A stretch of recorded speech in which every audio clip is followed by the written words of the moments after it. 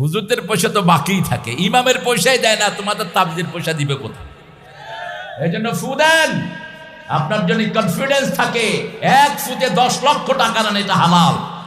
20 লাখ টাকা নেন, হালাল। ফু দিয়ে রাসূল সাল্লাল্লাহু আলাইহি ওয়াসাল্লাম ফু দিতেন, সূরাগুলো পড়ে, কোরআনের বিভিন্ন অংশ পড়ে ফু দিতেন। আল্লাহ আমাদেরকে কোরআন থেকে ফায়দা নেওয়ার তৌফিক দান করুন। আপনি নিজে অসুস্থ, সূরা ফাতিহা পড়ে ফু দেন। ইবনে আব্বাস রাদিয়াল্লাহু আনহু বলছেন, আমি তোয়াফ করছিলাম, suddenly I got that tummy ache, আমার পেটের ব্যথা শুরু হয়েছে। আমি 1 গ্লাস পানি নিলাম জমজমের, জমজম তো এমনিই শেফা। এরপরে তিনি পড়লেন সূরাতুল ফাতিহা।